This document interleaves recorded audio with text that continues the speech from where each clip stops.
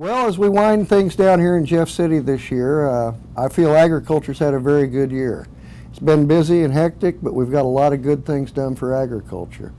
One of the first things that we tackled this year was a major issue with a lot of the ag groups, or really all the ag groups, and that was the ag land assessment.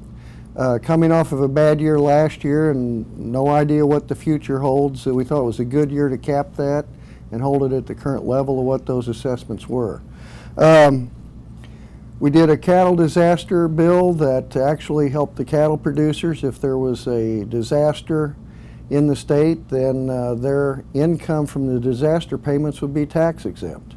That is another thing that would help them. And we've had some bad years, and it'd be very helpful. Corporate registration for ag corporations. It cut paperwork for them if they didn't have to file with the Secretary of State unless the operation actually changed. Another thing we did was data protection, and that was very important, I feel.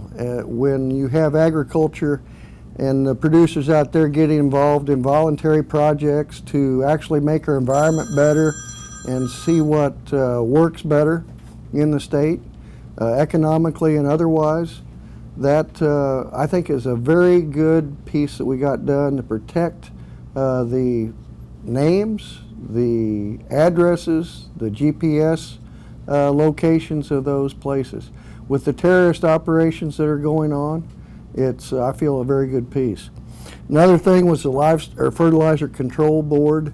What that issue did, we were having some problems with fertilizer being spread, and actually the dealer didn't know that it was off spec until maybe a month and a half, 2 months later.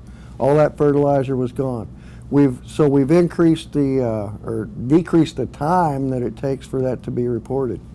I think that's a very good thing for agriculture, because that way now we'll have a better idea of what we actually put on our ground, know that we got what we paid for. Livestock trespass is another issue. It had been an issue that we needed to deal with, that if your livestock got out, you have some protections there. Motor fuel liability, we've, with the ethanol industry that we have in Missouri, producing a lot of jobs and a lot of income for those local areas. A lot of times it's the highest priced or highest paid industry there is in that area.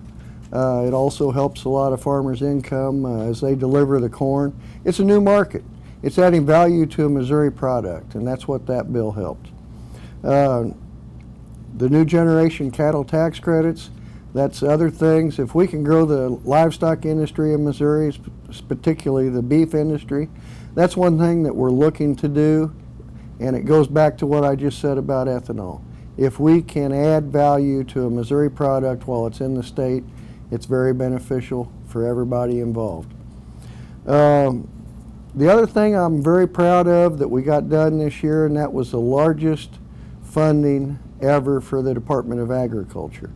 And I know they're going to use that to help get the word out about the good things that agriculture does. With people being removed from agriculture 4, maybe even 5 generations now, they don't understand it. So I know that the Department of Agriculture is looking forward to utilizing that money to help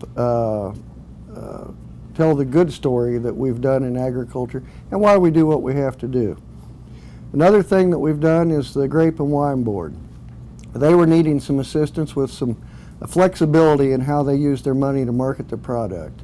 And that was one bill that we've gotten done. And like I say, just to wrap it up, it's been a great year for agriculture. We've got a lot of things done. As you look back over the session, it's been a busy one, a hectic one, but a very good one for agriculture. I'm very pleased to be a part of it.